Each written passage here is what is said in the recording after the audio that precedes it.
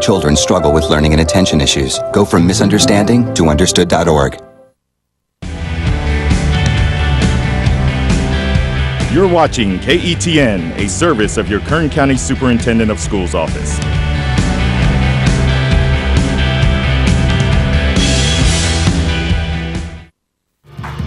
Major support for Do the Math has been provided by Chevron, the Kern County Superintendent of Schools, California Resources Corporation, Kern Schools Federal Credit Union, Panama Buena Vista Union School District, Bakersfield City School District, and the San Luis Obispo County Office of Education, with additional production assistance provided by these supporters of education in Kern County and throughout the state of California.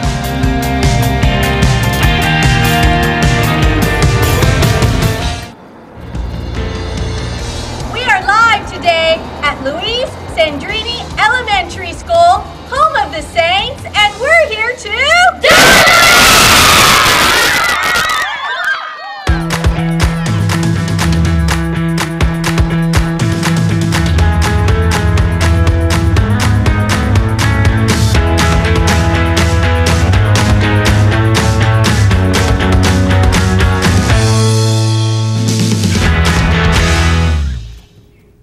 Well, good afternoon and welcome to Do the Math. I'm Michael. And I'm April. And if you'd like assistance, you can give us a call here in Bakersfield at 636-4357. If you're outside of Bakersfield, we have a toll-free number, 1-866-636-6284. You can send us an email at dothemath@kern.org. And you can also watch us online at dothemathonline.net.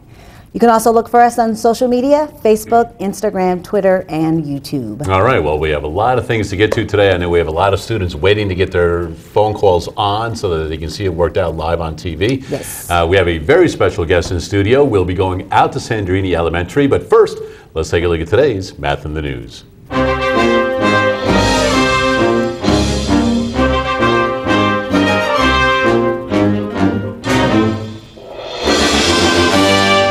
All right, so today's is actually ripped right out of the newspaper. I actually ripped it. I didn't even cut it. I ripped it right out of there. Quick and it's easy. from a couple weeks ago, but it's, are you smarter than a 3rd, 8th, or 11th grader?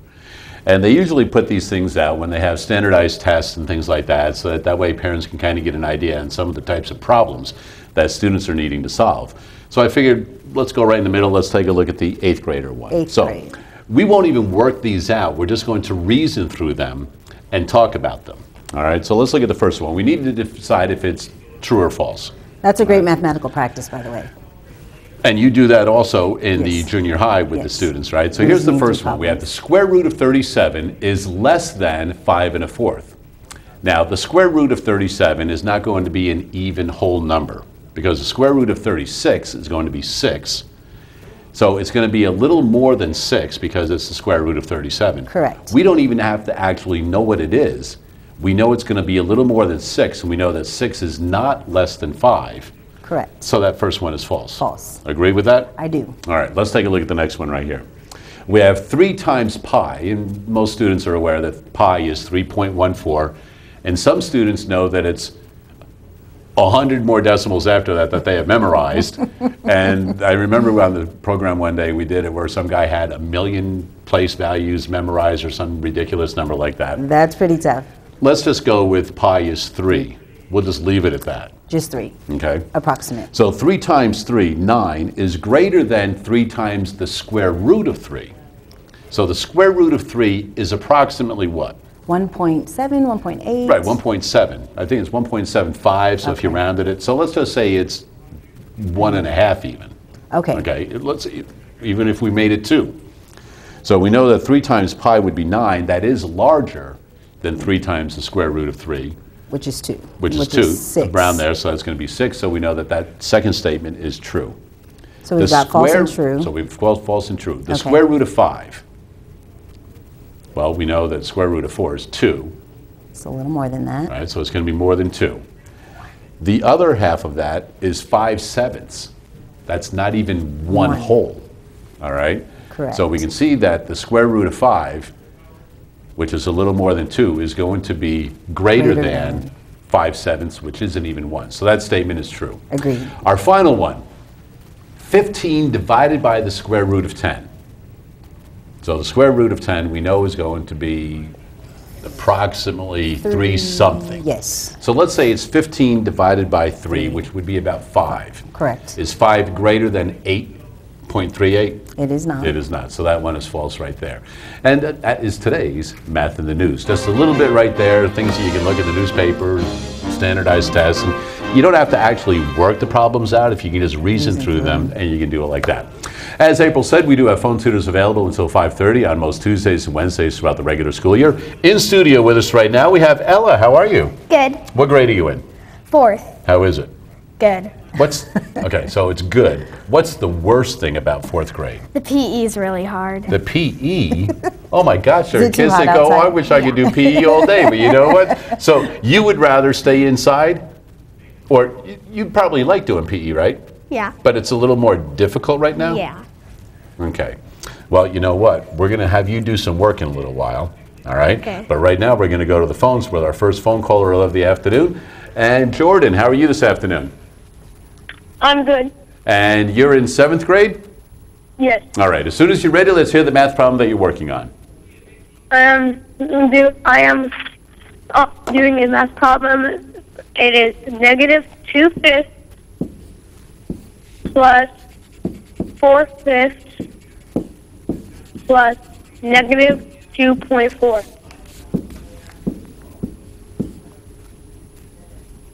And Jordan, we're supposed to simplify this? What? We're supposed to simplify this? Yeah. We're adding and subtracting, correct? Yeah. Okay, so what kind of numbers do we have here? Like -2/5, what kind of number is that? That is a rational number. A rational number? Give me another name for that. -2/5 is also integer? Is it an integer? Yeah. So an integer is a whole number, like -6 and 4. So is this a whole number, -2/5? No. It's, what kind of number is that? What would you call that? Starts with an F. A fraction. That's a fraction, okay? And 4/5, what kind of number is that? What? 4/5, what kind of number is that? What would you call 4/5? Rational number or fraction. Correct. And -2.4, what kind of number would you call that? A decimal and, yeah, And an integer. No, not an integer. the same as these two. What? It's the same as these two. They're all I forgot what I said. rational numbers. Yeah, So they're all rational rational numbers, okay? So this is fraction form, this is fraction form, this is decimal form. Do you know how to change the decimal into a fraction? I don't really remember, but I think you do 4 times the whole number. 4 times the whole number? Should be coming Yeah. back up. I've got it on the computer, so hopefully there you Okay, go. so 4 times the whole number. Just watch the power button, I guess, on it. Yes, I should. So the whole number right here says, I guess I should put that in parentheses, -2, and then this would say and 2 and, do you know how to say that? 4 2 and 4/10. 4/10. So that's going to be -2 and 4/10. And here I have, is this one the eraser? I can't hear you. I'm not saying anything. I'm finding the eraser, Jordan. Oh, yeah. Is that one the eraser? Yeah, you can just turn the pen. Oh, cool. There you go. Thank you. Okay, can you hear me now? Yeah. Okay, so if I have -2/5 -2/5. plus Do you want me to change that into decimal? 4/5, no, I don't want to change it into a decimal. Don't we want to change them all into fractions? What? We're going to change them all into fractions. Oh, okay, so 2 and 4/10, you do 10 minus 2, 10 times 2, which is 20, plus 4, which is 24 over 10. So we're going to change this to 24 over 10? Yeah. Okay. So I have 4/5 and 2/5, negative 2/5. So what do I need to do now? You need to add Negative 2/5? 2/5 plus 4/5. So negative 2/5 plus 4/5 is? 4/5. And that gives you 6/5 positive. So if I have a negative number and then I have a positive number, do I add or do I subtract? You add. Okay, so the integer rule is if a number is negative and another number is positive, they have opposite signs, so I put same signs together and then I subtract opposite signs. And so since these have opposite signs, I'm actually going to subtract. Okay, so it's going to be 4 minus 2, and that's going to be 2/5 plus negative 24/10. Yes. Okay, and now I have to find a common denominator. 5 and 10 have what in common? 5 and 10 in What common. multiple do they have in common? 10. They So you both would do the have a 2 multiple of 10. times 2, which would give you 4 10. So I have 5, I've got 10, I have to multiply my numerator by 2, so that's going to give me 4/10 plus, do I have to change the numerator here? No.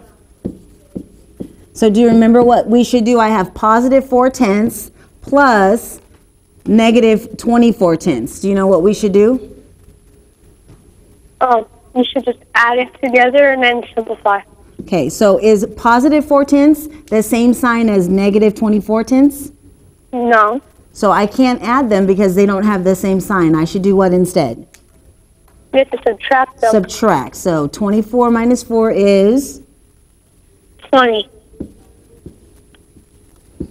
And I have more negatives here, so it's going to be negative 20/10.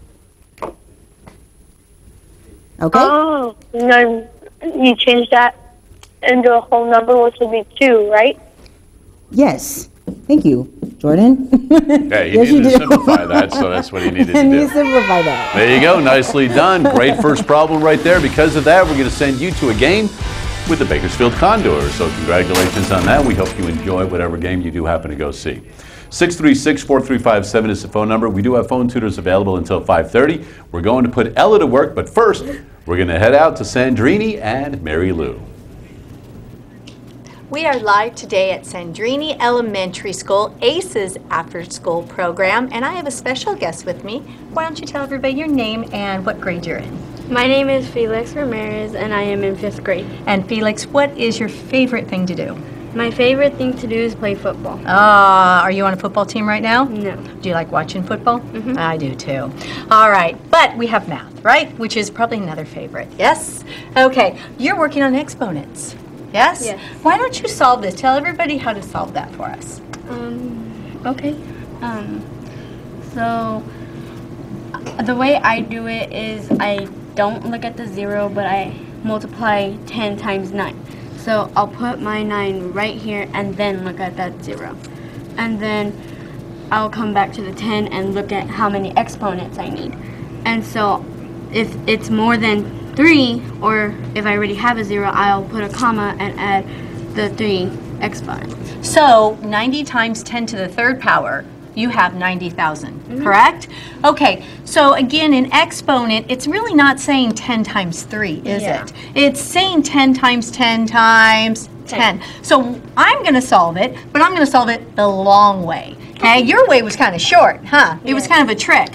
What is this really saying? Let's look at that. What this is really saying is 90 multiplied by 10 to the third. Again, students think this is 10 times 3, which is 30, right? Yeah. But that's not true. It's really 10 multiplied by 10 multiplied by 10. 3 times. Exactly. It's multiplying it by itself 3 And the times. Yeah. So what's 10 times 10? 100. 100. What's 100 multiplied by 10? 1,000. 1,000. And we could double check our work because multiplying by tens is so easy, huh? We know we have a 1 followed by how many zeros? 3. 3. So we like multiplying by tens, don't we? So now we're going to bring it down because we're kind of simplifying it down, huh? So now we have 90 multiplied by 10. And let's think about this, kind of like what you did. What's 9 multiplied by 1? 9. 9. Okay, write that for me. 9. And how many zeros do we have? We have 1, 2, 3, 4. 4. So let's follow it with 4 zeros. Did we get the same answer? Yes. Yes, we did. 2 different ways to solve it, huh? I like your way. It was kind of quick. Okay, we have another one. We have 7 multiplied by 10 to the 5th. Felix, go for it. Tell us how to solve this. Okay, so like I said again, I'll multiply 10 times 7, which is 70, and then look at how many exponents I need. And so I'll go over here, and then I'll add 1 0, and then How many zeros did you add? I added 5. You added 5. Okay. So let's go my way, which is the long way. Okay. See if we did it right. Okay. So we have 7 again multiplied by, and how many 10s do I need? 5. 5. We need 5 10s, don't we? 1, 2, 3, 4. I need one more, don't I? Yeah. Okay. So 10 multiplied by 10 multiplied by 10 multiplied by 10 multiplied by 10. How many zeros do I need there? How many zeros are here? 1, 2, 3, 4. 5. Give me 5 zeros. Okay, and we have 7, right? Yeah. So 7 multiplied by 1 is? 7. Followed by 1, 2, 3, 4. 5. 5. All right. Do we have it? Yeah. 700,000, 700,000. Okay, before we go, Felix, I'm going to show you one more problem with exponents because you are learning base 10 exponents. However, I'm going to show you something you're going to learn next year in 6th grade. Okay. Okay, so I have 2 to the 3rd power. What this really means again is I'm multiplying 2 by how many times? 3. Okay, go ahead and multiply, write that out for me real quick. 2 multiplied by 2 multiplied by 2. So let's solve this out. What's 2 multiplied by 2? 4. What's 4 multiplied by 2? 8. Boom. There you go. You know what a big mistake a lot of students will do? 2 to the 3rd power, they'll tell me it's 6. But it's not, is it? Because they multiply 2 times 3. So you ready to go 6th grade now? Yeah? Awesome job. Good job, good job. All right, Felix, let's send them back to the studio. Okay, back to April and Mike at the studio. All right, nicely done, Sandrini Elementary. Nice to see Felix doing some work out there with Mary Lou. Hey, we do have phone tutors available until 5:30. Don't forget, if you're calling from San Luis Obispo County, that phone number is toll free at 1-866-636-6284. If you phone in and we do one of your math problems on air, you automatically get yourself some ice cream, courtesy of Doc Bernstein's Ice Cream Lab. Right now, we're going to put Ella to work. You do not like 4th grade PE. No, So what is the best thing about 4th grade then, since that's the worst thing? because it's the first year that you get to get into GATE. Oh, it's the first year you get to get into GATE? And did that happen? Yes. Well, congratulations on that. There you go. Nicely done. Because I'm a little familiar with the GATE program over there, correct me if I'm wrong, but you are learning Italian this year, correct? Yes. So that's the first of the 3 Romantic languages that you'll be studying. You'll be doing Italian, Spanish, and then French. Can you speak a little Italian for us? No. Can you Ciao. say one word? You know ciao? Yes. What's that? Hello. Then you know Italian, right? We'll make it count later on. Anyway, get up on the board right now. Now, So go ahead and. you're working with the metric system, I believe, in 4th grade right now. Yes. But we're going to skip that. We're going to go to something that you'll be doing at the end of 4th grade and in 5th grade. So I will give you a number 23. So go ahead and write 23. And April will need to move the board down for you as we get going here, but let's go ahead and, April, why don't you select another number for that underneath that? Let's multiply by 14. And this is going to be the first time Ella is attempting a problem like this. So April, with your guidance, let's get her through this. Okay, so Ella, let's think about numbers that we can add together to get 23. So what's the easiest numbers that you can think of to add together to get 23? 11 and 12. 11 and 12. A little easier. 10 and 13. 10 and 13. Okay, so let's go 10 and 13. So let's go 10. Oh, give me a little easier. 9 plus 14. Okay, let's go 10 and 13.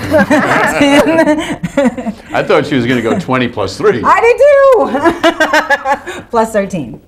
Can you put plus 13 over there for me, please, on the right side?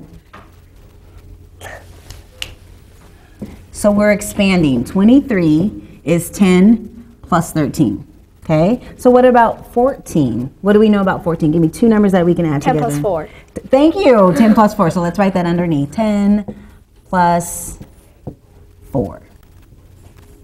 Right? Okay. So what we can do when we expand,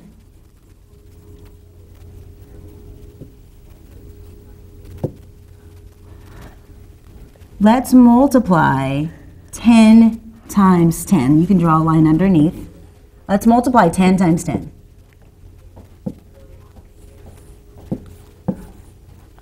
See how we have a plus sign here? We're going to add that to, so let's put our plus sign right here next to 100, put a plus sign. Oh. Okay, see how it's next to the 10s? We'll put that next to that because 10 times 10 is 100. 13 times 4. Do you know what 13 times, have you multiplied up to 13 yet? What's 13 times 4? 52. 52. Let me check. Oh, that's pretty good. 52.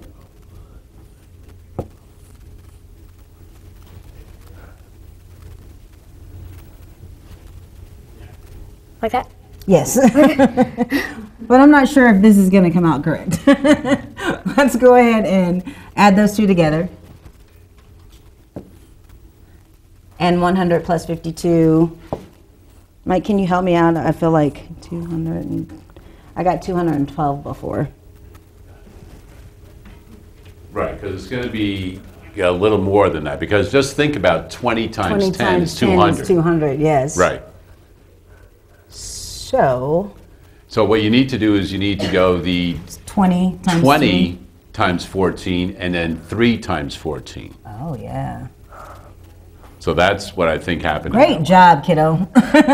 So we're going to do, So make those 2s basically. make this a 2, leave that a 1. Oh.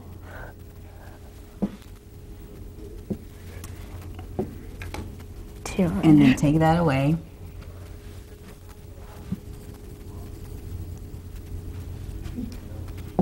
So if you make this 20, what does this have to be now? 3. 3. Change that to a 3. And then what's 3 times 4?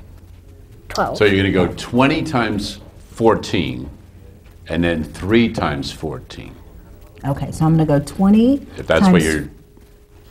Are we going to go 20 times 4?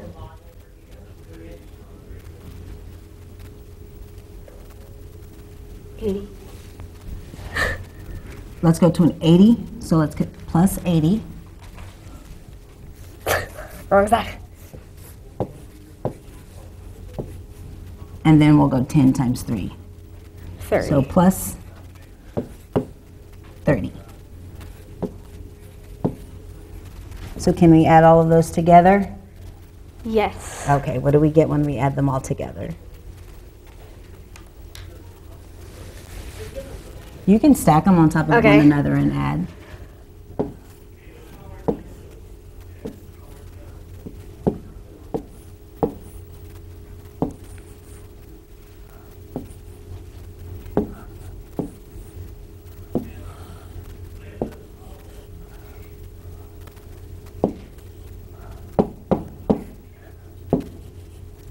$322, right? Let's check that over here. So I'm going to show you a different way to multiply. Okay. So we multiply this times this, and then we multiply this times this. We multiply 4 times 20 and 3 times 10, right? So let's multiply 4 times 3, 12. 12. So put a 2 under there. And then if it's 12, we're going to put a placeholder up in the 10 spot. So let's put a, can you reach there? Do I need to move it down? You may need to put the 1 there. Oh, there you go. So let's put the 1 here. Okay, and I'm going to move it again. Okay, so 4 times 3 is 12. We'll put our 2 here, and then our 1 there. So now I'm going to multiply 4 times 2. 8. 8, and then I have to add 1 to that. 9. 9, so we'll put a 9 there. So now we're done with the ones place, right? We don't need that anymore. So we're going to put a 0 in the ones, and now we're going to multiply by the tens place. Okay, and I'm going to hide that one because we don't need that. So what is 1 times 3? 3. 3. And 1 times 2? 2. 2. And so I've multiplied my tens place by each place value. So now I'm going to add straight down. 92 plus 230. Did you get the same answer? Yes. 2 different methods? Which one did you like best? That one. Okay. Great job, Ella. Nicely done, Alice. See, that way now you've got 2 different ways to multiply, and you can practice both of those ways. And Good we've job. even got a third way, and we'll introduce that one to you a little bit later on. Right now, we're going to go to the phones again. And Layla, how are you this afternoon? Good. Good. And you're a 6th grader, correct? 6. All right. As soon as you're ready, April's got the board all cleared off, so let's hear that math problem you're working on. Can you repeat that? So you can read it You can whenever tell you're us your ready. math problem. Okay. 4n negative 11n equals 105. So 4n minus 11n equals 105, correct? Okay, so what do we do first? What? What are we supposed to do first? We're supposed to subtract 11 by 4n. So we're going to combine like terms because 4 has the variable n and 11 has the variable n. So when I combine like terms, 4n minus 11n gives me What? 4n minus 11n is 9n. Negative 9n. negative 9n. So if I have negative 9n, I've only taken 2 away from 11. It needs to be a little bit smaller. Negative 7. So negative 7n, and that's going to equal 105. Correct?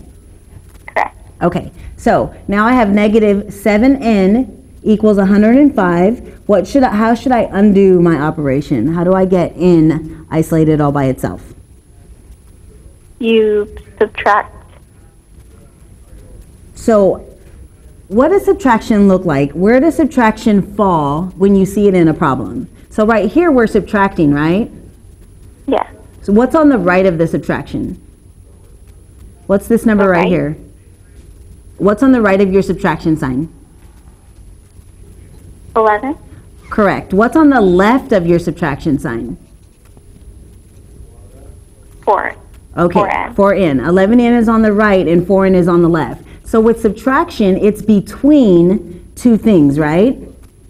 If I look at negative 7n, am I subtracting something? Is that sign between 2 things? Yes. What's it between? 4n and 11. Okay, after that, go down to the bottom where we combine like terms. So 4n minus 11n is negative 7n. And negative 7n equals 105, correct? Are you with me there? Yeah. Okay, so I said, how do I undo this? And you told me I'm subtracting. Am I subtracting or am I doing something else? You're doing something else. What am I doing? Negative 7n means I'm multiplying, right? Yes, so how do you undo multiplication? You divide. Yes, and since I'm multiplying by negative 7, I have to be sure to divide by negative 7. Because negative 7 divided by negative 7 gives me 1. So I have to use a negative. And if I divide by negative 7 on the right, I keep my equation balanced and I divide by negative 7 on the left.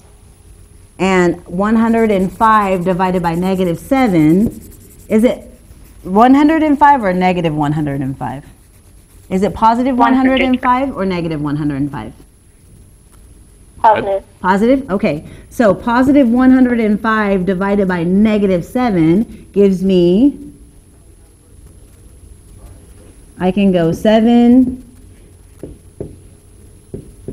into 105. So how many times does 7 go into 10? 1. How many times does 7 go into 10? 1. Once. And 7 times 1 is 7. I'm going to subtract, and that gives me 3. I'm going to bring down the 5, and I get 35. So 7 goes into 35 how many times? 5 times. 5. So 105 divided by negative 7 gives me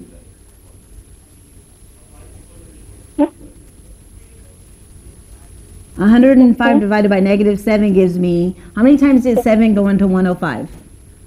You said 1 and 5, so that's going to give me negative 15. And it's gone just like that. You've got quite the little touch going on there today. Magnetism over here. So let's see if we can undo that. And there we go. Thank you. So there you go. N is equal to negative 15. So Layla, congratulations on that. And I'm sure you've got some more problems like that, but we do have phone tutors available until 5:30. Because you phoned in with that one, we're going to send you to Maya Cinemas to go see a movie of your choice. So congratulations on that. Hey, we'll be back with more right after this.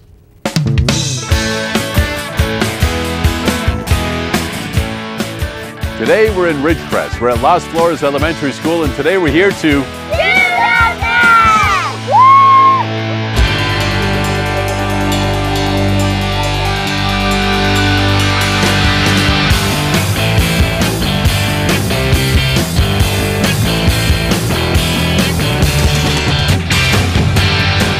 All right, here we are at Las Flores Elementary School, and with me today I've got Dion. How are you? Good. All right, here's what we're going to do. We're going to work with some positive and negative numbers, okay? Why don't you give me a first number? First number. Go ahead and write any number you like up on the board. Positive minus 13. Negative 13? Negative 13. And I'm going to go plus 4. Now, you can either put a positive or a negative number after that. It's up to you. Positive.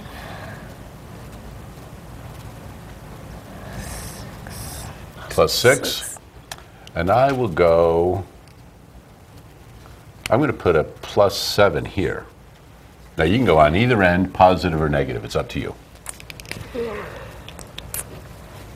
Positive. 10. Oh, Positive 15? That's fine. Okay. And to make things interesting, I'll end this up with a negative, how old are you? 9. You're 9? Let's make it a negative 9. All right? So what we'd like to do now is we want to evaluate this. We want to see what this all equals. So how would you go about doing that? So just talk to me first before you do anything. What would you like to do? How would you like to evaluate that?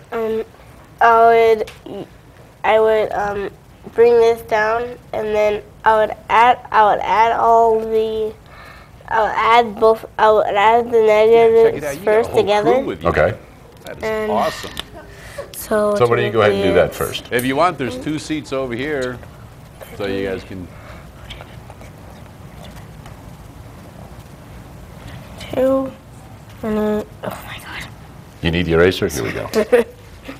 I got you. 22 minus. Okay, so you're saying that negative 13 and negative 9 is what you put together? And you got negative 22?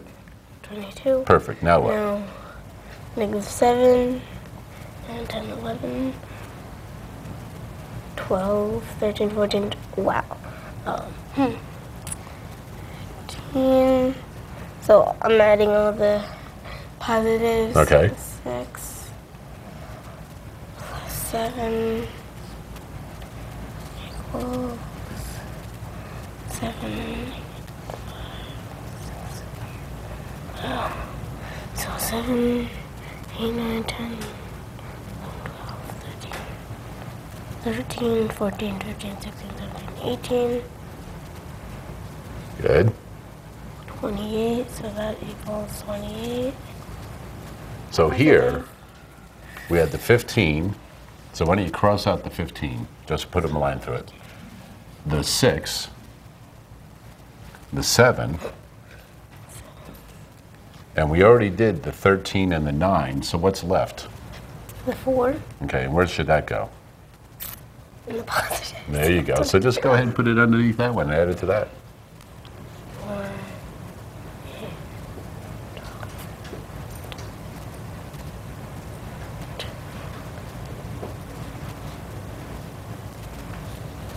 Wait. You're correct. Yeah, that's right? So all of the positive numbers give us a positive 32. The negative ones gave us negative 22. So if we put them all together, what do we end up with?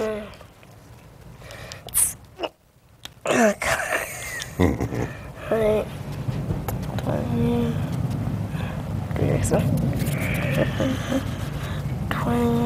2 positive 32 negative plus minus 2 is 0 10. Positive or negative? 10 positive. How do you know it's positive? Wait. You're correct, but how do you know that? Like, is there a way that you can justify that or prove that? The 22 is less, the 22 negative is less than 32. Perfect. You know what? You did that exactly right. Here's another way to do it. I'm going to show you another way to do it, because sometimes you get a long list of numbers and they might be difficult to do. You mostly did that in your head. What we can do is make a positive and negative like this, okay? Because could you go positive 7 minus 13? What would you get there? Could you do that in your head?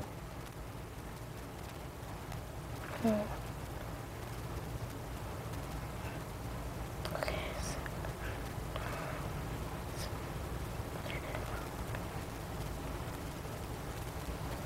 6 negative. Perfect. All right. So you were able to do that in your head. I like the way you took the two negatives, made it one negative. So what's the first positive number we have? 7. 7. And what's the next number? 4. Okay. 6. Okay. And 15. And what are the negative numbers we have? 13 and 9. Good. Okay. You add up that side, I'll add up this side. Okay.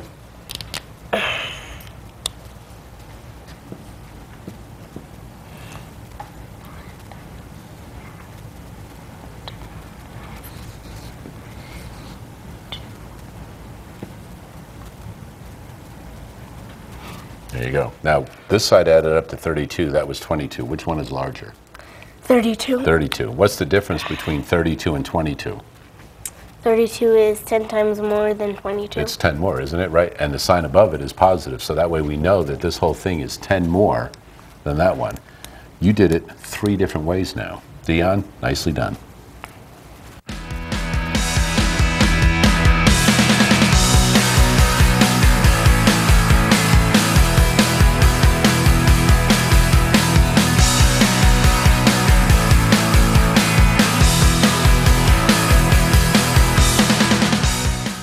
And once again, a big thanks to all of the staff and students at Las Flores School. We had a wonderful time when we were able to go out there and visit, do some math problems with the kids, and visit that school for the first time.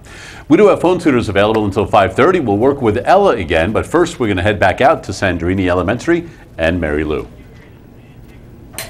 We are back live at Sandrini Elementary School, the ACES After School program, and I have another special guest with us. Why don't you let everybody know your name and your grade? My name is Martha Ortega, and I'm in 5th grade.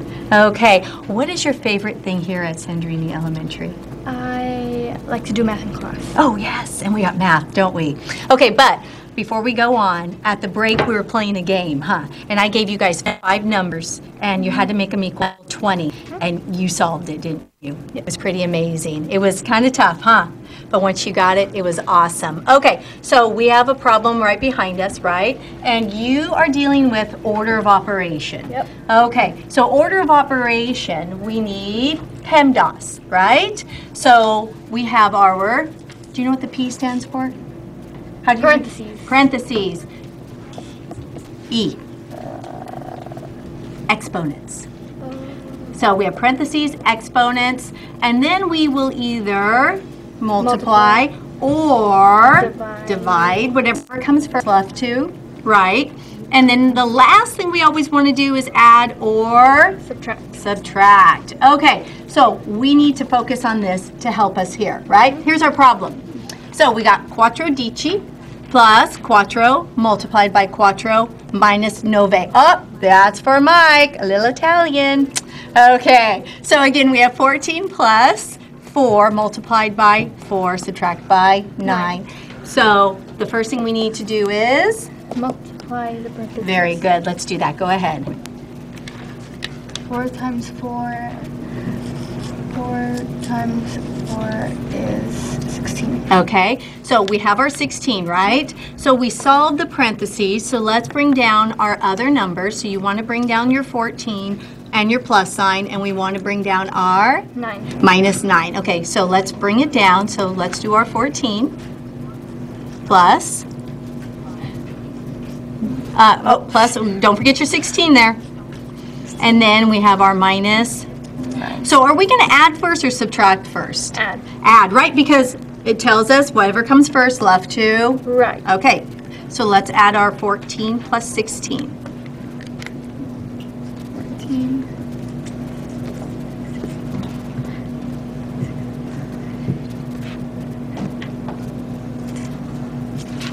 Okay, so we have 30, right? And then what are we going to do with the 30? Then now we have to? Subtract 9. There you go. And we have to make that a 10 and a 2. There you go. There's our solution, 21. Stick it up there for us, okay? So again, we always have to remember to follow the rules. Because you know why they came up with this? If we didn't follow the rules, we all would get different answers, wouldn't we? So we need to make sure we follow the rules. Okay, here we have one with, we have 2 multiplied by 6 divided by 2 plus 1. Okay, are we going to multiply or are we going to divide first? We're going to multiply, yeah. We want to multiply those 2 numbers first, don't we? Okay, go ahead. What's 2 multiplied by 6? It's 12. Okay, now let's bring down our divide, 2 plus 1. Okay, are we going to divide or are we going to add? Divide. Okay, what's 12 divided by 2? It is 6. And then let's bring down our plus 1. Plus 1 equals 7. There you go. Now, this is another trick to help you stay organized. Yeah, because if not, there's a lot of students that are like, I'm just going to mental math this. And guess what? They make mistakes. And then they don't know where they made their mistakes because there's so many numbers, right? So it's always best to do that, okay? All right, real quick, let's do this before we go back. I'm going to do something that you're going to learn in a little bit, okay? So, this is a numerator and that's a denominator. So, what's 2 multiplied by 6? 12. Okay, write that for me. And we have 2 on the bottom, right? Mm-hmm. Do you know what the fraction bar really means? It really means to divide. So, this is what this really says. 12 divided by 2. So what's 12 divided by 2? 6. You got it. Woohoo! Order of operations, huh? All right. Back to the studio with April and Mike. All right, thanks for that, Mary Lou. Fond memories of our dear Aunt Sally with those order of operations right there. We're going to go back to the phones. Arohi, how are you this afternoon? I'm good. Well, good. I'm glad to hear that. As soon as you're ready, let's hear the math problem that you're working on. 66 is equal to Go ahead. 4 and then a parentheses. So 4 open parentheses. 2x 2x minus 3 minus 3. end parentheses Thank you. plus Plus 2 2. and then another parentheses Okay. x plus 4 Plus. and then end parentheses. In parentheses. Okay, so I have 66 equals 4 open parentheses 2x minus 3 in parentheses plus 2 open parentheses x plus 4 in parentheses, correct? And we'll give you guys 2 minutes. 2 minutes. Okay, are you ready? So what should we do?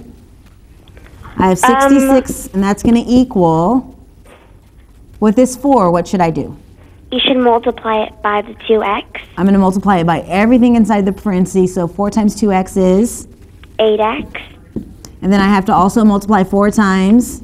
3. Negative 3? Yeah, negative 3. So 4 times negative 3 is? Negative 12. Okay, and so we've gotten rid of the parentheses there. And then I have plus 2, so we're going to multiply by a positive 2. And we're going to multiply 2 by? X, which is 2x. 2x. And then I'm also going to multiply 2 by? 4. 4, and that gives me? 8. So now I have 66 equals 8x minus 12 plus 2x plus 8. What should I do now? You should simplify the problem. Okay, and I have to combine like terms because I have some of my terms with variables and some not. So 8 has a variable x and 2 has a variable x, so I'm going to combine them. What is 8x plus 2x? 10x. And then this 12 is negative, and this 8 is positive, so what's negative 12 plus 8? Negative 4. So I should have 66 equals 10x minus 4, correct? Mm-hmm. So what should we do next? Then you'd cross out, you'd make the negative a positive, Where? negative 4, and turn into a positive 4. So I'm going to use and the then you inverse do the same operation? to 66. Okay, so I'm going to use the inverse or the opposite, and I'm going to add 4, keep my equation balanced, and add 4 to both sides of the equal sign, and negative 4 plus 4 will be 0, and 66 plus 4 is? 70. So 70 is equal to 10x, and what can I multiply by 10 to get 70? 7. 7. And when I use the inverse operation, I'm actually going to divide by 10, and 70 divided by 10 is 7. Great job. All right, nicely done on that, and congratulations, because that was an awesome problem. We're going to send you to Chick-fil-A. So congratulations on that, Arohi. Hey, we do have time to get Ella to work, so let's erase the board. And I'm going to give you ladies not as difficult a problem this time. Okay. Because I'm going to see if you can get this one. You're going to be 1 minute. All right? So here we go. I'm going to give you 1 minute. So the first number, 34. And underneath that, we're going to go with just a single digit. Okay. 7. So 34 times 7, and your time will start now. So which was I only want to hear Ella work. Okay. What are you doing? But you have Ella? to say everything what you're doing. What are you doing? Okay. 4 times 7 is 28. Okay. Do I add the 2 up there? Correct, because that goes in the tens place. 2 plus 3 is 5? Not yet. So I did 4 Okay. times 7 for 28, and now I'm going to go back to 7, and I have to multiply 7 Times 3. times 3. Okay, so 21. And now I add the 2. 21 plus 2. 23. 23. Can we do more than one way? Or are we Well, done? you know what? You got it completed in 40 seconds. So nicely done. Ella, congratulations on that, because I know you're just learning how to multiply like this. So nicely done. All right, you know what? We do have time for one more phone call before we go back out to Sandrini. Okay. So Morgan, how are you this afternoon? Pretty good. And are you working on equations as well? Yes. All right, so April, you know how equations go. 2 minutes once you start the problem. Morgan, let's hear it.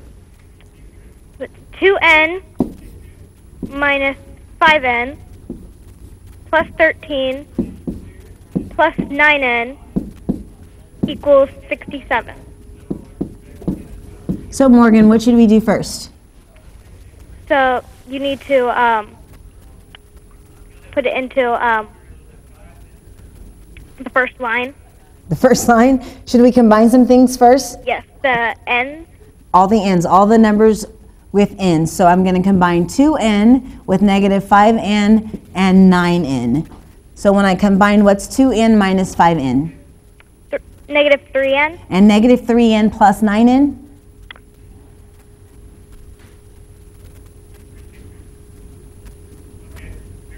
Oh, can you see me? Negative 11n. So if I have negative 3 and then I add 9 to that, am I going to go higher or lower? Oh, you're going to go higher. So if 3 is negative, right? And 9 is positive. Can you write that down? 3 minus 9. So if 3 is positive and, negative 3 plus 9. So 3 is negative and 9 is positive. I'm adding to the 9 or I'm taking away from the 9? You're taking away from the 9. I'm taking away from the 9. So what's negative 3n plus 9? I'm going to subtract. Negative 6n. That's going to give me negative 6n plus 13 equals 67. Are you with me? Yes. Okay, now what? Now you have to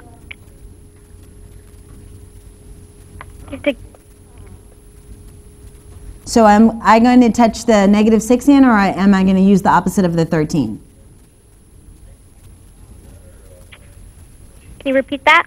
Am I going to use negative 6n or am I going to use 13? 13, I think. Yeah, I'm going to use the opposite of 13. So if that's positive 13, I'm going to need negative 13. I'm going to subtract 13 on both sides to keep my equation balanced. And 13 minus 13 is 0. So over here I have 6n. And what's 67 minus 13? That is 54. Yes. Great job. And so now I have negative 6 times n equals 54. And how do I undo negative 6 times n?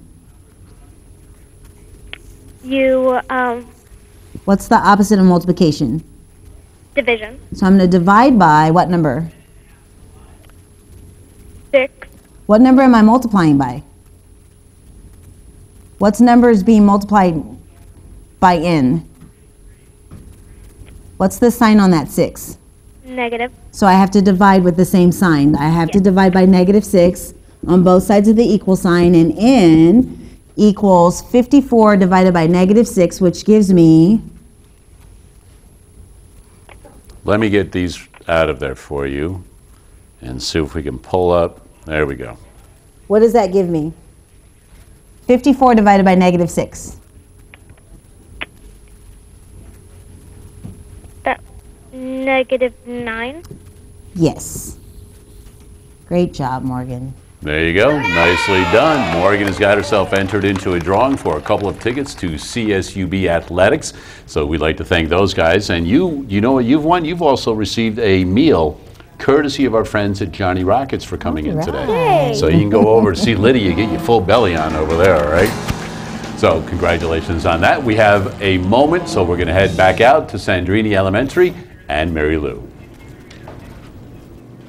We are back live at Sandrini Elementary School, the ACES After School program, and I have my final guest of the day. Why don't you tell everybody your name? My name's Malachi Harris. And Malachi, what grade are you in? 6th. 6th grade. Have you been here since kindergarten? No, I've been here since 2nd grade. Are you looking forward to going on to junior high next year? Yeah? Okay. All right, Malachi, we got some math behind us, don't we? So we're going to continue on with order of operation, but you have something different in yours than we had before, right? What's different about yours? What do you have now? See, I have an exponent. I have an exponent. Yes, you have an exponent, but you have no parentheses, right? Other than right here. The parentheses are with the exponent. So those two are kind of together, aren't they? So we need to solve that first. Okay, go for it. Okay. I need to solve this. So 3 with the exponent 2 equals 9. That's the thing. So just going to put a 9 here. Yep. Okay, so let's go ahead and bring down, if this is 9, are we going to go 17 plus 8 minus 9, or are we going to go 9 multiplied by 4? 17 plus 8 Well, minus 9? what do we need to do first before adding? Multiply or divide. Yeah, we need to multiply. So what are we going to multiply 9 by? 4. 4, okay. What's 9 multiplied by 4? 36. Okay, I'm going to bring that down here. Okay, give me that answer right here. Okay, so are we going to add, subtract, or are we going to divide this too?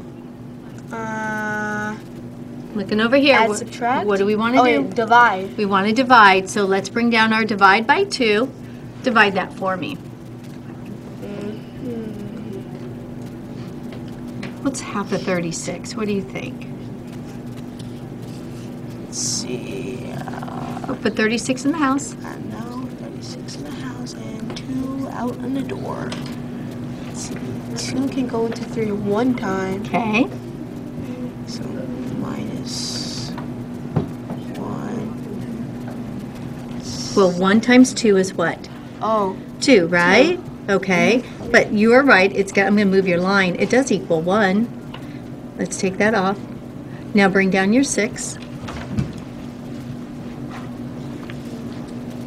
2 goes into 16 how many times? 2 times what is 16? 8. There you go. So 36 divided by 2 is? 18. 18. Okay, so I'm gonna rewrite this for you. We have 17 plus 8, and all of this here is gonna be minus 18. Okay. So what's 17 plus 8? I'm going to do this real quick with you for mental math. What's 7 plus 8? 25. You got it.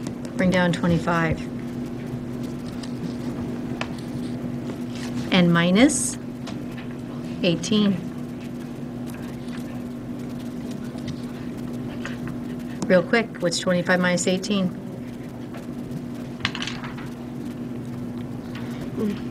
Think about this, okay? Before you do this, I'm going to have you do mental math real quick. What's 25 minus 20? 5. No, wait, 20. Yes, no, you have that right. Is 5. Add another 2. What's 5 plus 2?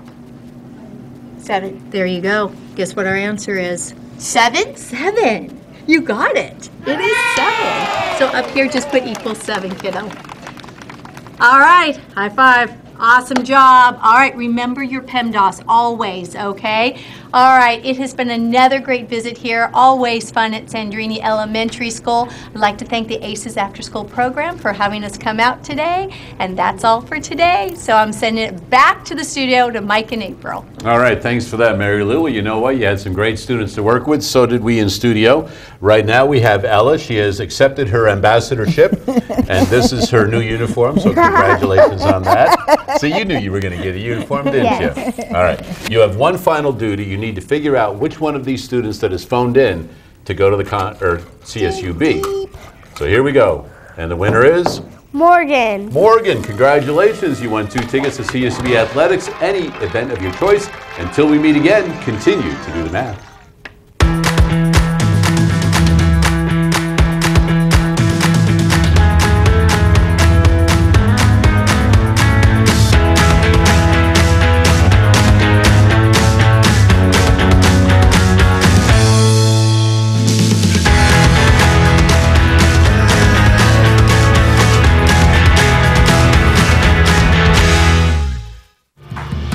Major support for Do the Math has been provided by Chevron, the Kern County Superintendent of Schools, California Resources Corporation, Kern Schools Federal Credit Union, Panama Buena Vista Union School District, Bakersfield City School District, and the San Luis Obispo County Office of Education, with additional production assistance provided by these supporters of education in Kern County and throughout the state of California.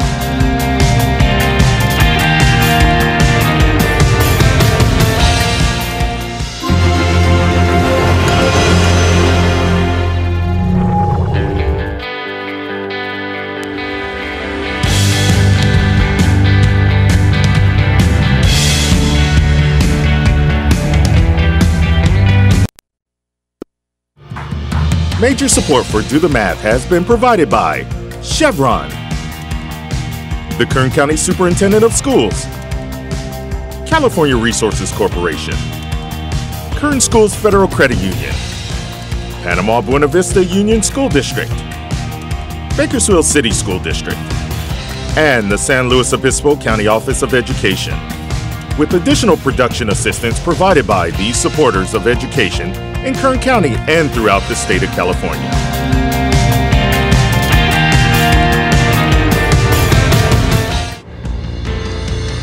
We are live today at Amy B. Seibert Elementary with a special episode, Science for Kern Challenge, and we're here to...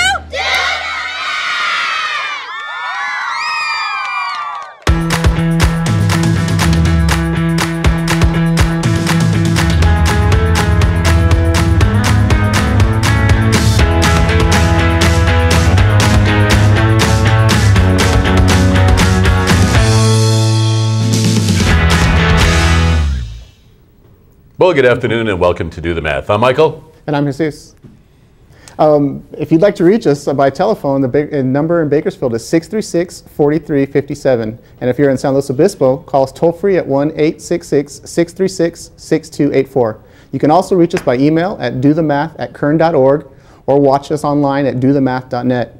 And look for us on social media, on Facebook, Instagram, Twitter, and YouTube. All right. Now, it's been a little while since you've been here, so I know I was like, hey, get that right down out there. But anyway, welcome back to the program. It's a pleasure. Thank you for having me on. And we do enjoy having you on the program. And for folks that aren't familiar with you, why don't you explain once again where you work, kind of what you do? Sure. I work at the University at Cal State Bakersfield, and I'm in teacher education. So I am responsible for helping train all of the K-8 teachers that are going out into the field to become teachers in schools. There you go. And we certainly do appreciate you taking a little bit of time to come out and help us out. Of course. And once again, our collaboration with the university, we certainly do appreciate that. Yes, a strong one. And just found out, you did today, that at the end of every program, we give away 2 vouchers to a athletic event, any athletic event that you would like to go to for CSUB athletics. And we thank the athletic department to go check that. Wrestling would be the one you would go to right now? Right there. They're Wrestling. in the middle of their season, right? Or has it started? You know, it's always for wrestling is all year long. It goes all the time, huh?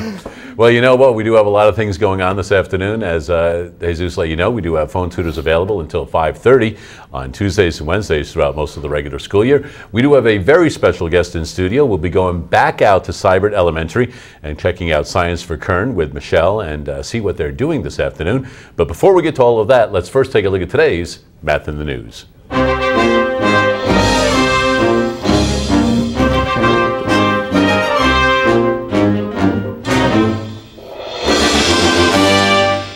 All right, so today's Math in the News, I found an article, and it had to do with chocolate. And if Mary Lou was here, and I know she's watching, she'd be all over that. She's like, oh yeah, anything to do with food or sweets especially, we'll go ahead and do that. But the diagrams that we've got right here, these are overhead shots of various cities. So we can see Portland, San Francisco, New York. Now take a look at Rome, one of the earliest cities, you know, and the way that city is put together now. Right. And we've got a couple more here. Paris, everybody's familiar with that famous roundabout right there. And Boston is also pretty much a circular, as far as driving around in that town. Dubai, Atlanta, that looks like LA down there, kind of right there, huh? Sacramento, Nice and spread out. Huh? I wonder what part of Sacramento that is right there. And then Osaka right there. But I threw those in there because these are used to make this. And this is a gourmet chocolate square. And you can have one done of whatever city you would like. So according to My Modern Met, Tamtic Chocolate has partnered with online retailer to make these edible maps. So it would be a beautiful gift. Somebody's moving to a new city or something. Hey, find your way around here. You just go. I could eat a whole So they city. go and eat the whole city, right? And anyway, what they do is they pour the chocolate into the mold, and what they do is they go ahead and they sell them like that. The cost of those I wasn't able to find out, nor was I inquisitive that much, because I'm sure they're not on the lower end. So anyway, so I found those and I was like, all right, those are pretty cool, but now let's apply some math to it, which is where our boy Euler comes in. And we're all familiar with the 7 bridges of Königsberg problem. So there was this problem, and a lot of students, I would venture to say probably 5th to 8th grade, at some point we'll see this problem. And then what Euler did is proved logically that you can cross every bridge once and only once based on the number of vertices you have and the number of bridges, I guess you would have, something like that. But let's learn a little bit more about Euler. Was one of the great mathematicians in history. Not only did he produce outstanding mathematics, he produced it at an outrageous rate, publishing more than any other single mathematician before or after him. If quality of output multiplied by quantity of output is equal to greatness, Euler is the greatest mathematician ever. So that was pretty remarkable. When I found that, I go, we have to put that in there, because everybody's like, who's the greatest mathematician ever? Well, if we take a look at the body of work as far as quantity and quality that he had, Euler is by far our greatest mathematician ever. And that is today's Math in the News. All started with city streets, and then bring it on to chocolate and Euler and networks and how that all works. And one of the occupations that a lot of people are always talking about is delivery people. So you have a lot of deliveries, you need to go out, well, you need to find the most efficient route, so you're not going over the same streets a bunch of times and things like that. Anyway, in studio with us right now, we have Izyan. How are you today? Good. Why don't you let everybody know where you go to school and what grade you're in? I go to school at Buena Vista Elementary, and I'm in 6th grade. Home of the Bulldogs, correct? And you're in 6th grade, and how long have you been at Buena Vista? I've been at Buena Vista since 1st grade. Since 1st grade? All right, so you're pretty used to things at Buena Vista. 6th grade, and that means next year you'll be going to a junior high school. So what do you think will be one thing you'll miss about elementary school? Well, at Buena Vista we have the edible schoolyard, so I'm going to miss that a lot. So you take part in that? Does every student do that, or is that something that only certain students are able to do? Every student of every grade does it, but it depends on, like, for example, kindergarten is younger, so they visit like 5 or 6 times. Okay. 1st grade visits like 4 or 6 times, and it keeps on going up. Okay. And for us, we go 2 weeks, and then we have a break. We go 2 weeks, and then we have a break. Okay. And you've been there. Has it been there all 6 years you've been there? And what do they make the 6th graders do? Go out every day and weed everything and make you guys work hard on that? No, I'm only kidding you. So the edible garden is something that you guys enjoy out at Buena Vista. Yeah. I had an opportunity, because I think in the springtime you guys have an open house where the public is invited. So I went out to that last year, and it is mighty impressive. I can tell you that. It's quite a variety out there. They show you what the students work on. They've got a working area, a kitchen that the kids work in. Yeah. And then I was able to purchase food that they made there. So I'd have to say that you helped the old man gain a little belly right there. So we're going to put you to work right now, but we're not going to have you working in a garden. We're going to have you work on an equation right now. So why don't you head on over to the board with Jesus, and I'll give you guys a fairly simple one, because I know you're just starting to learn equations. All right. So we have 6, open parentheses, x plus 2, close parentheses, minus 4x is equal to 48. And Izzion, if you want to go ahead and explain and do that to Jesus, and if you need some help, he's right there. I'm right here to help. So since there's parentheses, it would be 6 times x, which would equal 6x plus 2. So it would be 6 times 2 is 12, so plus 12. And then we would drop down to minus 4x. And then equals 48. Okay. And then there's a, and then we're gonna do the x's. Great. Our like terms.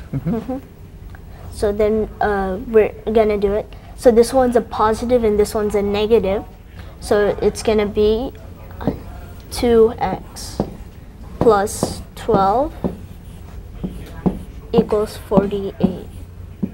Okay. And let me just drop this down a little so they can see. Okay, give you some writing space. Keep going. So, and then we want to get the 12 by itself, so we would cancel it out by doing that. Then we would put minus 12 over here. So 48 minus 12 would be 36. So 36, and then put the 2x down. And we have an equal sign here also. Yeah. Good, because those are still equal to each other. And I'll drop it down a little bit more for you so you can... Then we need to get the x by itself, so we would divide this by 2, and if you do divide it by 2 for this one, you also have to do it with this one. Nicely said. So the x would come down, and x equals 36 divided by 2 would be 20. Do you want to do the division off to the side? Yeah. Sure. You put your 36 in your... Yeah.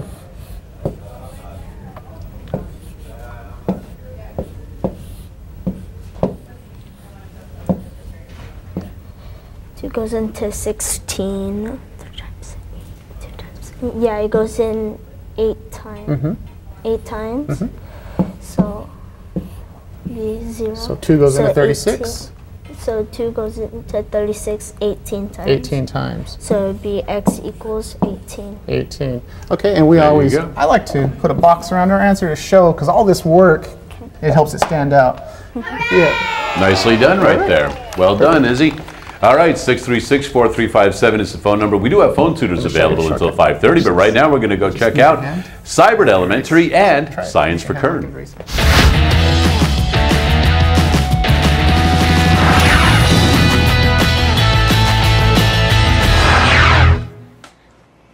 We are live today at Seibert Elementary School, and I have a special guest today. I have Michelle Roy with Science for Kern, who we have another exciting challenge going on. We had one last month, right? Yes, we did. Which was a lot of fun. And it was like a boat where they had to put 100 or 50 pennies. 50 pennies on a foil boat. And they had to make it float. And they had to hold all 50 pennies and float. Wow. Can you kind of give us again a little bit of background about Science for Kern, what it's all about? Yes. Science for Kern is a free mobile lending library sponsored by Chevron. And we have 9 science units that 4th and 5th grade teachers all over Kern County can check out. I deliver the materials. They're all stocked and ready to go. They come with a teacher's manual. And I teach demo lessons in classrooms for teachers. Work with kiddos all over the county. And love it. And love it. And so today we have another engineering challenge. We do. And why don't you take it away and let everybody know what we're doing? Today we have Felicity Frog. And Felicity Frog's pond has been taken over by alligators. So we need to build a tower today to keep Felicity Frog safe. And so our parameters today are the tower has to be 10 centimeters tall, and it has to be 10 inches tall, and hold Felicity Frog up for 10 seconds. Now, can it be smaller? No, 10 inches exactly. And we have our materials today. We have the students can use 100 index cards. They can cut the cards, fold the cards, roll the cards. They have tape to use if they wish. And they've got their ruler to measure their 10 centimeters. We've talked about strategies for rolling the card or cutting and stacking. We talked about building playing card towers and how that strategy might be helpful today. And we'll be editing and revising as we go along. All right, go for it. All right, so students, are you ready? Yes. You ready to accept the Science for Kern Engineering Challenge? Yes. All right, let's start our discussions then. Planning your strategies for building your tower, and then you can start building. All right, let's go.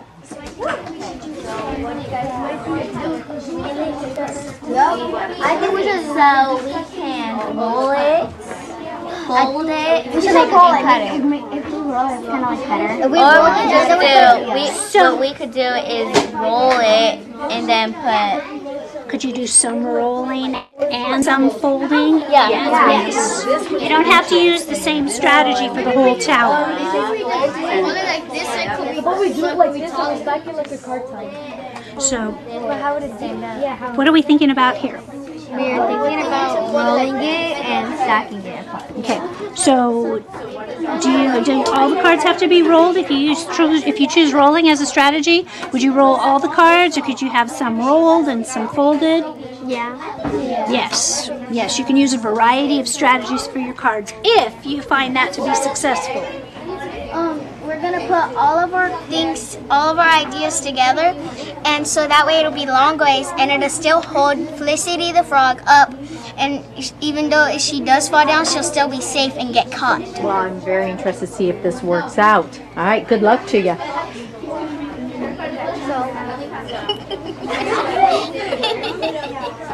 Roll them and then put like a paper under it, like that. Oh, like this. And do that How about like this?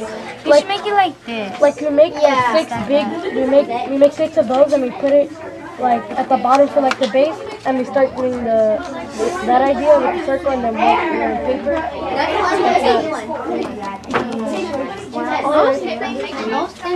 Extra?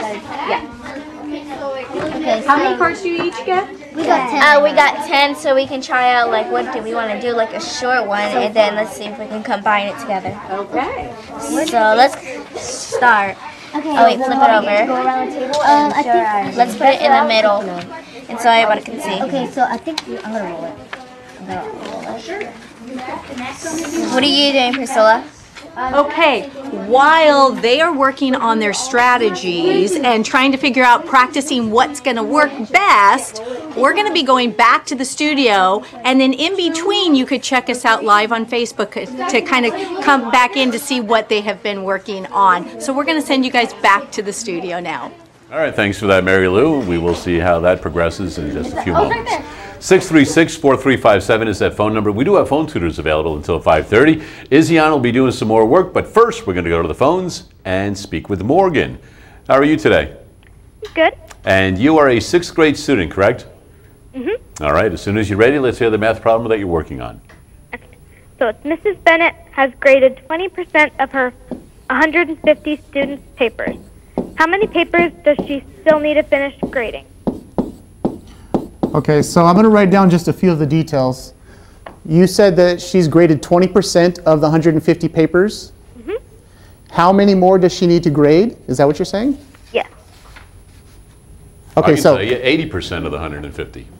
Okay, yeah, sure. So what we need to do is, first of all, figure out what is 20% of 150 papers. That will then give us an idea so we could say, okay, if we know how many she's already graded, we could just subtract it from 150 papers. You agree? Mm-hmm. Yes. Okay, so what I would start to do is I'd like to make some kind of proportion setting up this. Now, when I look at 20%, I think of 20% as being 20 out of 100. Do you agree that that can be represented as 20%? Yes. Okay, so what I need to do is to say this is 20 out of 100, and on the other side I have to kind of keep in that same form. So I know that there's a total of 150 papers. What I don't know is how many papers she has, but I do know that 20% out of 100 is going to be this amount. So do you see what I've done so far? Yes.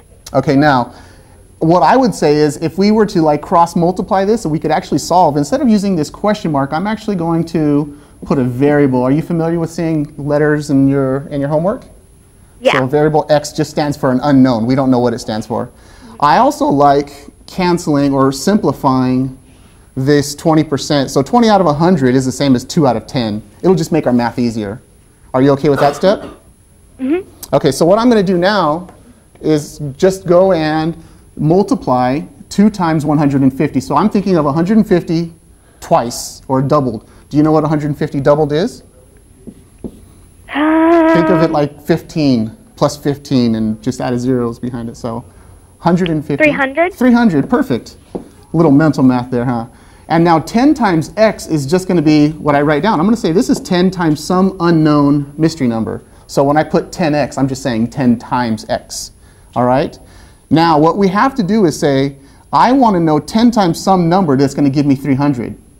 So what would I multiply by 10 that would give me 300 is really the question here. Do you want to try and take a guess at what I can multiply 10 by that would give me 300? 30? Yeah, so if I said that, let's just start off the side. 10 times 30, you know that that is 300. So I know that it's 10 times 30, so the letter x is equal to 30. So what we've just identified here is 20% of 150 is 30. So if we know that there is 30 papers that she's graded, I'm going to write down 30 papers graded. What I need to now ask is, how many more does she have left? Remembering that she started with 150 papers. So the way I'm going to find that is I have to actually subtract 30 from 150. So if I have 150 papers total, and I've already graded 20% of them, which was 30 papers, right? Do you want to do that math for me? 150 minus 30? 120? That is correct. So that means she has 120 papers left to grade. Nice job. Nicely done, Morgan. Thank you for that phone call right there. And do remember, if you have some more homework problems, we do have phone tutors available until 5:30. 636-4357 is the phone number. In San Luis Obispo County, the phone number is toll free at 1-866-636-6284. If you phone in from San Luis Obispo and anywhere in that county, and we do one of your math problems, you'll automatically receive yourself some free Doc Bernstein's ice cream, and that is some delicious ice cream right Go there. there every time I can. You've been there? Oh, yeah. That's awesome over there. Do you have a favorite that you always kind of check out when you're there? Or the peanut butter, anything with peanut butter in it is perfect for me. You know what? I am much the same right there. I'm always right on that first one, and then it's like, all right, what have you got new that I can try out? But always got to try the peanut butter one first. We're going to put Izzy on back to work in a little bit, but we'll be back with more right after this.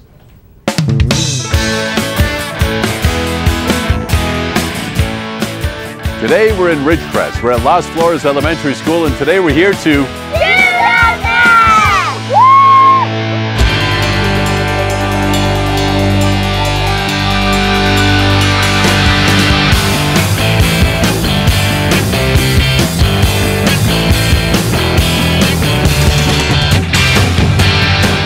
we're at Las Flores Elementary School, and I've got Kyla, a 4th grade student. How are you? Good. You ready? Yes. Take a look at this. What's going on? Okay. What can you tell me about this so far? What's up there? So we are going to be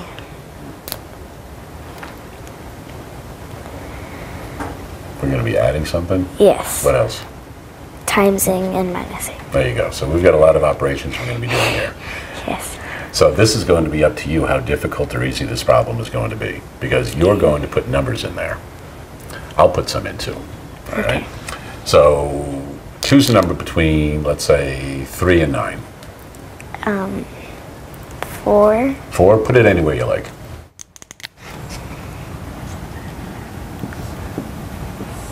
All right. And I will choose another number. How old are you? I'm 9. You're 9? I'm going to put a 9 right there. Okay. Pick another number. 3. Put it anywhere you like. How many people live in your family altogether in your house?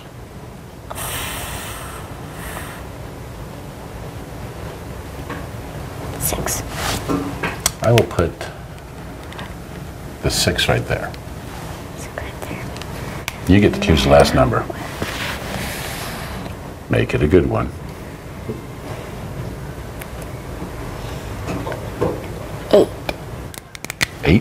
Why do you select 8? Because that is one of my favorite numbers. One of your favorite numbers? Yes. All right. Well, you know what? There are some places where 8 is actually very lucky. And you can read about that later on, all right? You find out why is 8 lucky. All right? That'll be your assignment during the week. Okay? So, what we need to do is we need to evaluate this right now. So the first thing we want to do is, have you heard of the order of operations before? Yes. Okay. Do you remember what comes first or how this goes? No. Okay. Well, the first thing is P for parentheses. So we do whatever's in the parentheses first. So do we have any parentheses here? Yes. Where are they? Not that whole thing, right? But there's more than one thing to do in there. So if there's more than one thing to do, we'll multiply and divide first.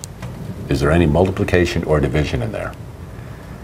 There is multiplication. Okay. And what is it? 6 times 9. And what is that?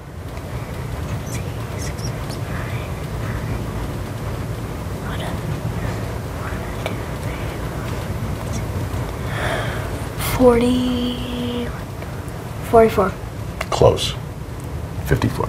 54. 54. So how about, I'll make the parentheses again. And inside we'll put whatever you're coming up with. So this was 54, so let's put a 54 there.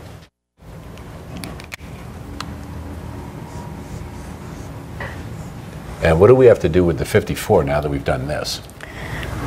Add 3. Okay, so put add 3 in there. And bring all of this down. Bring everything else that is here, just rewrite it again.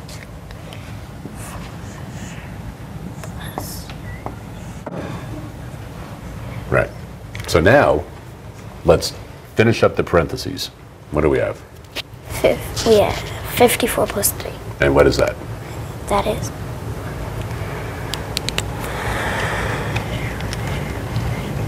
57. There you go. So right underneath. So put those together and put it underneath. Okay, so now let's rewrite the problem. So bring this down. So, hold on.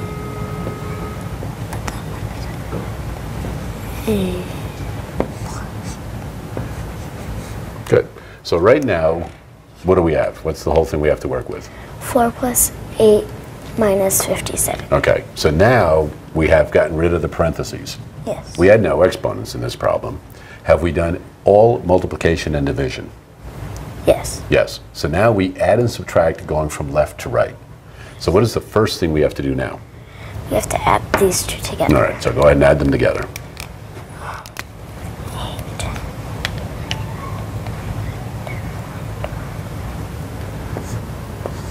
And then bring down the rest of the problem.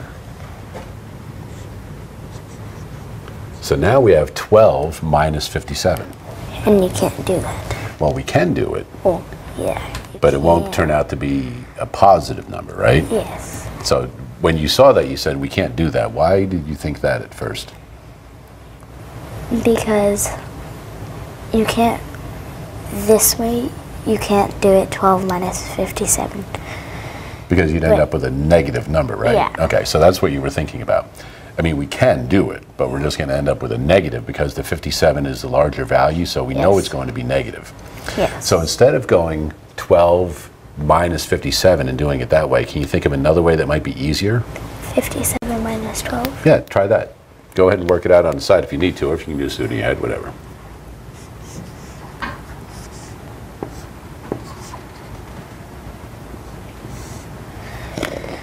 So 7 minus 2 is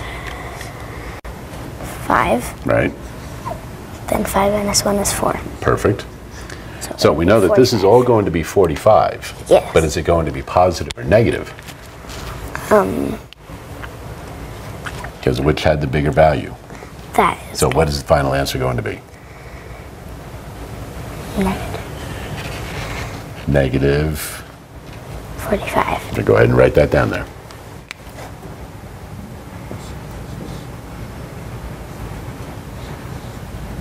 Perfect. Can you think of anything that would be negative 45 in real life? If you were digging a hole, yes, and you went down 45 inches, would you be negative 45? from the ground? It would be down 45 inches, wouldn't it? Yes. That'd be negative, right? Yes. And let's say you planted something and it grew 45 inches from the ground. Would that be positive 45 or negative? Positive. Positive. All right, so there's your positive and negative. You came up with that problem, solved it all, nicely done. There you go, Kyla.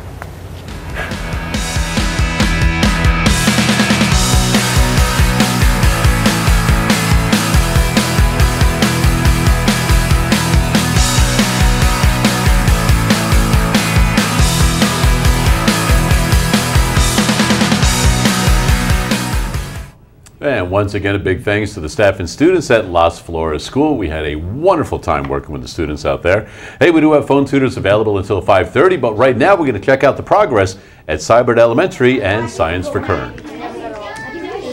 We are back live at Seibert Elementary School with the ACES After School program. And again, I'm with Michelle Roy with Science for Kern Engineering Challenge. And we got a lot of talking going on. We have some major activity going on. Oh my gosh. You know what I really love best about this? Walking around, every single table has a different strategy, but every student is involved. Yes. And they all just, they weren't given jobs. No, they just decided upon themselves what they were going to do. Yes, and we have some excellent 21st century learning collaboration going on in this room this afternoon. We do. Why don't you take us around the table? Lots of trial and error. And so we could show everybody what they're doing. You bet. Let's start over here. So, girls. Yes. What strategies are we using here to build our tower for Felicity? We're using everybody's strategy, and this is gonna be our base, and this is Felicity's chair. Okay, so what are you planning to do? This is going to be your base, right? Okay, so what's going to come next then to get it up to 10 inches? We're gonna do this. And then we're just going to put the chair on top. And then we're going to repeat it, and then we're going to put circles on it with the... Okay, so explain the repeat it part again. I'm not quite sure I understand. Once we get this on that, we're going to make more of these and stack them like on top of it and repeat it like that. Okay, and what do we have going here? We're going to put that right there, and then when we're done repeating this, we're going to put it on top and Felicity on top of the chair. Oh, that's like Felicity's throne? We're going to have Queen Felicity then at the end? Wait, in her tower? You want to test her? Well, that is a perfect chair. So now we just need to go up. We need to work on building our elevation for Felicity. Oh, Felicity has a crown. How sweet. All right, so good luck, ladies. Keep working. All right, so, ladies and gentlemen, let's talk about what you have going on here and why you think what you've got constructed there so far is going to work all the way up to 10 inches. And we're just kind of making it as thick as possible so it can stay stable. Yeah. Okay, so what do you mean by thick? Like as big, like width-wise. Wide. Okay. So we make like rolls of 2, and we put like another one inside, and we put tape around the 2 so we can put it on like this and tape it to the other paper and keep going. So why do you think this strategy is going to hold Felicity Frog for 10 seconds when you get it up to 10 inches? It's really stable, and the roller, like Felicity the Frog and the roller, you can't tell the difference that much. Excellent. All right. So what height are we looking at right now? How many inches do we have so far? Let's see, about around 6 inches. Okay. So almost 6.5. Are you going to repeat the same, another layer of what you've got going there? Yeah, and if it's too big, then we could cut like the top of it, and we could like thin it down to 10 inches. Okay. Excellent thinking, guys and gals. Keep it up. All right. So what do we have going here, ladies? I'm trying to do the top, and they're doing half of the middle, and all 3 of them are doing half the middle. It's gonna be a little bit like in the top-ish, bottom-ish. Oh, this is gonna be in the middle, or So this is the middle. Where's the base? What's your bottom? They're doing the base so far. Okay, this is the base. What is that base going to look like, though? I am not quite sure I get what's going on here. Square around, and there's going to be this in the middle. Okay, so is this going to sit here, or is it going to go up here? What are you guys thinking? We're making more, so we're making more so it can stand out. Making more what? Making more squares. Oh, okay. More squares, and then this will go on top? No, I think this is gonna go on top. And I'm trying to figure out the top, how to do the top right now, and because we're going to need the top to be flat. And I gave all of this amount of 10 cards, but if we need some, they're right here. Okay. So it sounds like you guys are doing a great job working as a team and collaborating. You're going to bring all your individual ideas together to make your 10-inch tower. I'll be back with Felicity. We're also cutting things too. Okay.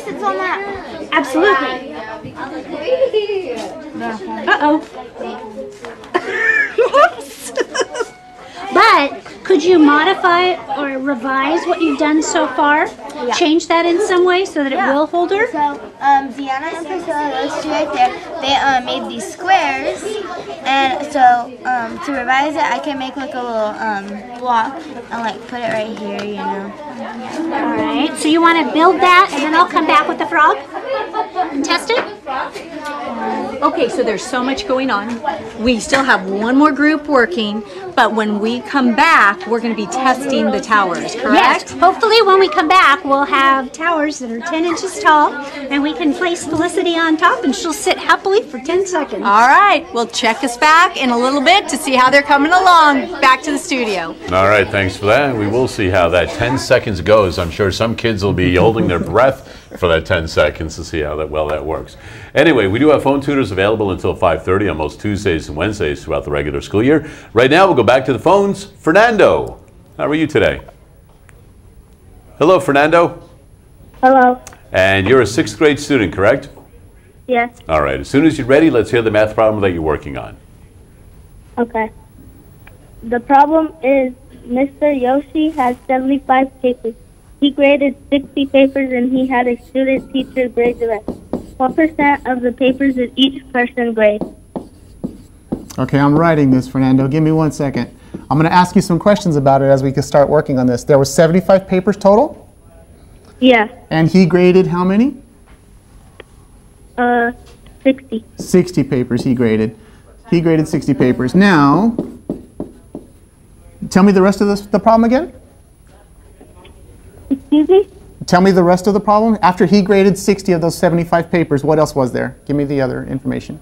A student teacher graded the rest of the papers. What % of the papers did each person grade? Okay, so if a student teacher graded the rest of the papers, he graded 60, and there's a total of 75. Do you know how much the student helper graded? 15. Say that one more time, a little bit louder. 15. 15, perfect. So the student helper graded 15. All right, I think we have everything that we need. You need to find out what percentage did each of the people grade, correct? Yeah. Okay, so what I'm going to do is write a ratio, and a ratio is nothing more than a comparison, like a fraction. So I want to know how many papers. Let's start with the teacher. I'm going to put a letter T that says the letter for the teacher. Now the teacher graded how many papers? 60. Out of how many total? 75. Okay, so do you see this fraction I'm making is 60 out of 75. That's the fraction that we're going to start with. Now what I want to know is, if we can simplify this fraction, then we can slowly try to find out, because our ultimate goal here is to find out what percentage. Oops. What we want to find out, let me erase that and write, we want to find out what % did the teacher grade. And we'll start with him and then we can go into the student helper afterwards. But let's try to simplify this fraction, 60 over 75. Well, when I look at fractions and I know I had to simplify them, I look at the last number in the ones place and I say, okay, 0 and 5, those are the numbers in the ones place. 0 and 5 both can be divided by 5. The rule for 5s are, if it ends in a 0 or a 5, you can divide both of these by 5. So I'm going to say, let's divide both of these numbers by 5. So now I have to ask how many 5s go into 60. Do you know how many 5s will go into 60? 5 times some number will give me 60. 12, perfect. So if I have that number, now I'm thinking 75. Well, if I keep counting by, 5s at 12 and count, a couple more up, 3 more will give me 15. So 75 divided by 5 is 15. Not bad. We can even simplify this even more. So 12 over 15 is my new fraction that needs to be simplified again. I know that these both can be divided by 3. So 12 divided by 3 gives me, how many 3? Yeah, 3 goes into 12 4 times. And 3 goes into 15. 5 times. 5 times, perfect. Now, this is the last thing that we needed. What we did was we took our fraction 60 over 75 and we made it into a fraction in simplest form, which is 4 over 5. Now, to find out how to get this as a percentage, what I want to do is actually divide. And I'm going to say 5 goes into 4, but I need to find the decimal version of it because a decimal can change into a fraction or into a percentage really easily. So 5 goes into 4 0 times, but 5 goes into 40. Do you know how many 5s go into 40? Whoa, what happened there? 8. Hey, you got rid of your problem. Okay, maybe. Let's see if I can. There it is. Okay, it goes into it 8 times. Thank you. We had a little problem at the studio. We're good. So yeah, you're right. 5 times 8 is 40. And when I subtract that, I'll just finish the rest of this math and say 5 goes into 0. Do you see I got 4 over 5 as a fraction changes into the decimal as 80 hundredths or 8 tenths. Well, 80 over 100 is the same as 80%. So let me just show you what we did. We started off with a fraction, 60 over 75, and we simplified it to get, in simplest form, 4/5, which we then saw changes into the decimal 0.80. And we know that 0.80 or 80 hundredths is the same as 80%. Now, I could do the same exact thing with the student helper and show that's 15 over 75, but I think there's an easier method. If I know that there's 100% of this work, that means all 75 papers is 100% of this work, and the teacher did 80% of the work, how much work is left over for the student helper to have to do? 20%. That's right. Where did you get that number 20%? Because 80 plus 20 equals 100. Exactly. So I know, just by using a little bit of information about the first problem, that 80% plus another 20% gives me the total 100. So I know that that teacher or the student helper actually did 20% of the work for us. So it makes sense to actually kind of think about that and just use a little bit of reasoning. If I know that one person did 80%, the other person had to have done 20%. Perfect. Nice job, Fernando. There you go. Nicely done right there. And you now have your name entered into a drawing for 2 tickets to any athletic event at CSUB. So we'll be drawing that name at the end of the program. Speaking of winners, you're also a winner today. Did you know that? You will be going to Johnny Rockets and enjoying a free meal courtesy of Lydia and all of her staff over at Johnny Rockets. So congratulations on that. Maybe you can go after the show and get yourself fed right there, or go out for a special holiday or something like that. All right. And you know what? Because you now have a meal coming, we're going to put you to work again. Are you ready? All right. Back to the board. Let's get you back to work. Okay, so let's take a look at the problem that Izyan is working on. This is right out of his math book. Mallory is on a budget, and who isn't, and wants to determine which cereal is a better buy. 10 ounces of cereal costs $2.79. So 10 ounces are $2.79. Okay. And 13 ounces are $3.99. The question is, what box of cereal should Mallory buy? All right. The big problem when you're at the store and you're looking at 2 different boxes, you always go to the unit rate. That's how you figure it out. So do you want to look at this and kind of come up with an idea of how to solve this? You want to talk me through it a little bit before you start writing anything down? Let's kind of reason some of this idea. I was thinking that we can start off with dividing 10 by that. Okay, so I want to find out how much, well, what is the cost of 1 ounce, right? By doing some simple division, I can find out how much, or the unit cost of just 1 ounce of cereal. And the same would be true with 13 ounces, right? Okay.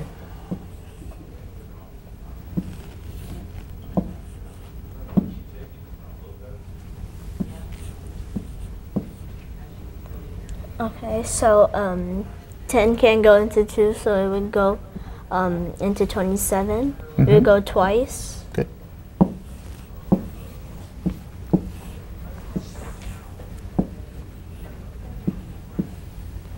So 10 would go into 39 3 times.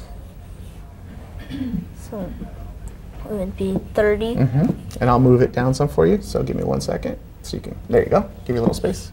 So 39 minus 30 would be 9. Good.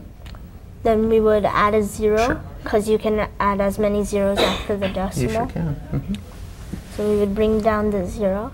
So 10 goes into 9, goes into 99 times. Perfect. And I'll drop it down a little bit more for you. How about that? Give me 1 second. There you go. So that's how much, that would be how much 1 ounce costs. And what I'll do is I'm going to go ahead and just put a dollar sign in front of it so we know that this is about 24 cents, because that 9 thousandths, we'll just round it over and say, hey, that's about 24 cents. Yeah, 24 cents for an ounce. Okay, so we have a unit rate on 1. So we'll go over here off to the side, and you want to do this in red? Let's swap colors real quick. So grab this pen and just write down that this is 24 cents right here on the top, next to this first price. And you want to put a little, yeah. There, perfect. Okay, so now we have a unit rate for the first one. Let's go and find the unit rate for 13. And what I'll do is, I'll drop this down, and so it was $3.99 and 13 ounces. So I'll move it. You good over on that side? You want to try that? Okay. 13. And it was $3.99, yeah. $3.99. Perfect. You have some decimals there. Okay. So 13 can go into 3, so 13 can go into 39. So 13 goes into 39. So 13 times 2 would be 26. 26 plus 13 would be 39. 39 works out perfectly for us. So it would go in 3 times. So this would equal 0. You would bring down the 9. Perfect. Let's go ahead and bring our decimal up as well on the dollar. Yeah, let's bring it up so we know that's 13. Okay, perfect. So we would add a 0 then, because 13 can go into 9. Okay. So we would bring down a 0. So, and 13 goes into 90. Okay, so what we did first was we said 13 times 3, which is 39, and we had a 0, and then you brought down the 9. The next step would be 13 goes into 9, 0 times. So we had to put a 0 here, above, right here. So what you did was, before we brought this one down, let's actually move this off to the side. Right here is what you did. You brought the 9 down. Yeah. How many 13s go into 9? A 0 times. So you'll go up and put a 0 there. Perfect. Now you can actually, I love these computers, we can actually just put the numbers back. Perfect. So how many 13s go into 90 now? Now I don't know if we really even need to go any further on that one, because let me ask you, what you're looking at right there is 30 cents, right? Yeah. The question was simply asking which is the better deal. So let's just go ahead and put 30 cents right there. If it was 30 cents or about 30 cents, we'll make that pennies, right? Okay, so which one is the better deal? If I'm looking at this box, it's hard to tell by the sizes, but when you look at the unit rate, this is 24 cents for 1 ounce. This is 30 cents for 1 ounce. So that one would have been better. Right, so buying the smaller box would be the better price. All right, nicely Perfect done job, on that. Izzy. Leave all of your work right there, All and right. you guys are going to stay right there for a minute. Perfect. Don't get rid of any of that work, because we need to take a look at something real quick. Go for it. But before we do that, we're going to take a look out at Seibert Elementary and what they're doing with Science for Kern. It looks as though they're working on their towers right now, and there's a group. It looks as though they've got a pretty stable base. Looks as though that probably about 10 inches high right there.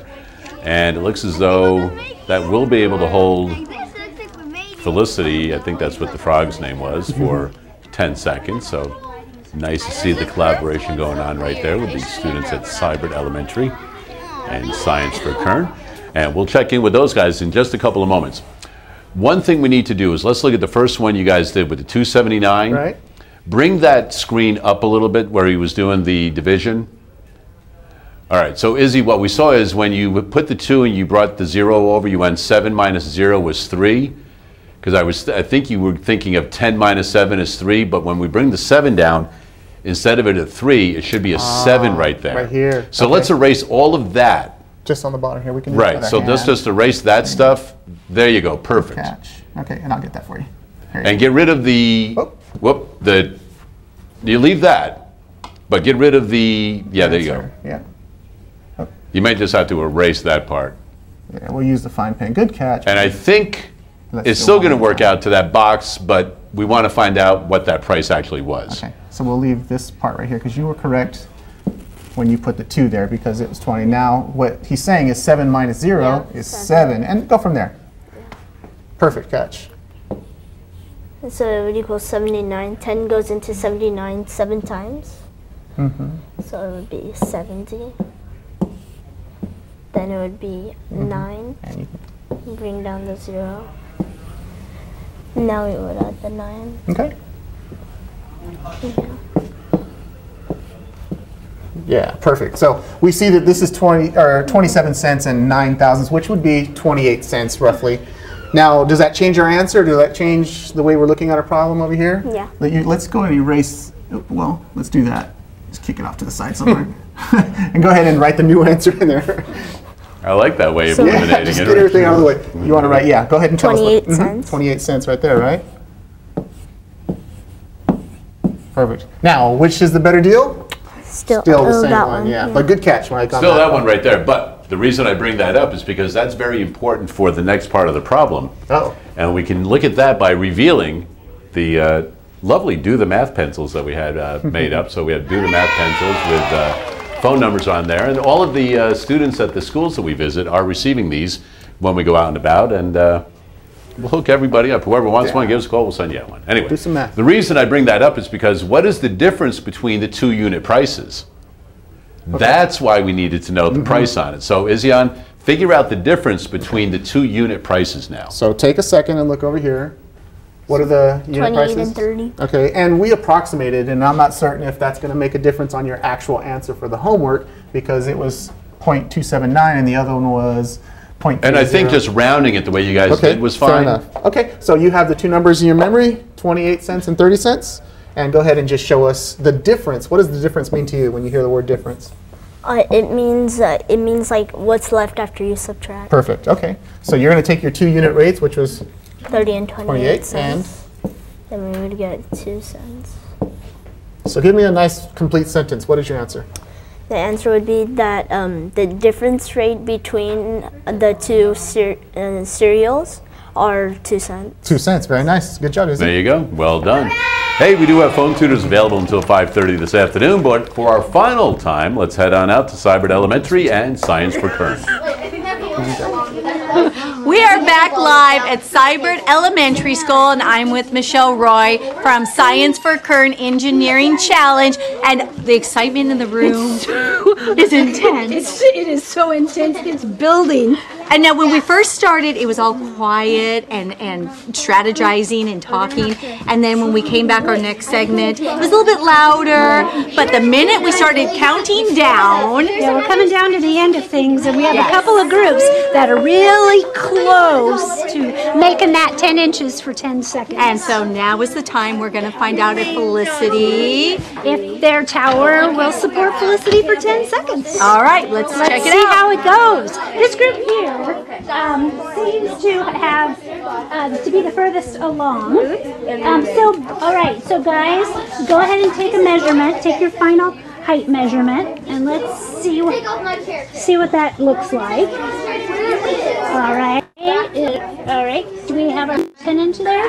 We are. We're so close. We're going to let that count because if we don't smash them together, it is pretty close to 10 inches, right? So excellent. Who wants to do the honors? No. Let's do the big test. Are we ready? Yes. All right. Okay. Ready? Count off.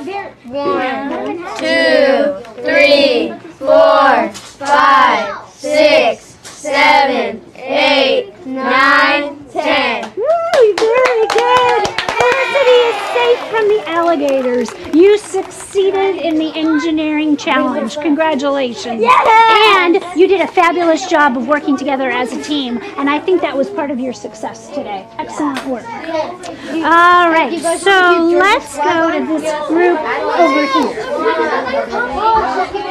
All right, so would you guys like to explain a little about your design? So once we saw the rolls, we thought this would be a strong sturdy if we layered it. So we layered it 4, and then we put 2 columns, put 4. Then since we were kind of in a rush right here, we used the rest to layer it, and then we put this, and it. So what are we measuring out at? It's right here, just about 10 inches. All right, so are we ready to test? Yes. Who's gonna do the honors? Me. I guess he's gonna do the honors. Yeah, you did most and of then the as soon as Felicity goes on, we're gonna count to 10. Ready? 1, 2, 3, 4, 5, 6, 7, 8, 9, 10. All right. Once again, Felicity is safe from the alligator. Yeah, I made alligator. Well done. Oh, we have some alligators down there in the pond. And some little decorations. All right, excellent. Creativity counts. Points for creativity. All right, so ladies, what do we have going on here? Are we ready for the final test? No. No? No. All right, but let's measure. No. Oh, dear. It's okay. Let's go up here. All right. Can we fix the base? Let's. I don't know. All right. Does she have to sit on top of the tower, or she can be connected to it? Say that again? Does she have to be on top of the tower? She does have to be up top because she's got to be, remember, 10 inches above the pond of alligators. Wait, how did the alligators even get in her pond? I don't know. But you're the one that noticed. They came in from the neighboring pond because they were hungry. Oh my God. All right, so measure while we're waiting, and she's stabilizing your tower. Are we at 10 centimeters? I have a feeling we passed it, I think. How are we doing we passed. You're pretty close. So let's go ahead and test. Okay, would you like to test? Who's going to test? Somebody hold it. Shyla, do the honors. Yep, I do the honors. Froggy Frog, don't break my tower. All right. Our tower, Shyla. Oh, no. She's going to collapse on the floor. Are we going to be able to test? Oh, does she have to sit down because she lay down? You know, I'll leave that up to you. No, she doesn't have to sit. If you can get her to stay up there. Try laying her on her stomach. Oh, like her belly? No, has everybody else gone already? 2 groups have been successful. What about them? Can we tape her down? No, we cannot tape her off. All right. She gonna break it? Okay. I'm gonna let you guys keep working there. I don't know what we're doing. You guys are make it over here to our other group. All right, ladies. What height are we sitting at right now? We need about 2 seconds. Okay. Ready to do the big final test on camera? Oops, flip your ruler over. Measure from 1. Turn it over. There you go. We're at 7.5. 7.5 inches. Plus that. Now, let's put that on and then we'll see if at your height it will work. Even though we're not quite there yet, let's go ahead and, there's more. 10. All right, there you go. Let's try it. Let's take one thing down. We have had so much fun here today. This was a blast. Thank you to the Science for Kern Engineering Challenge. Another fabulous day. And thank you to Cyber. Thank you, everybody. You were great. And it's been great. Back to you at the studio. All right, thanks for that, Mary Lou. And I know that Izzion noticed that Isaiah, one of the students in his GATE classroom, was there. So that's pretty cool. Find out who's going to the CSUB athletic event from the students that phoned in this afternoon. Fernando. Fernando, there you go. Congratulations, 6th grader from Lum. You get to head out to CSUB, and until we meet again, continue to do the math.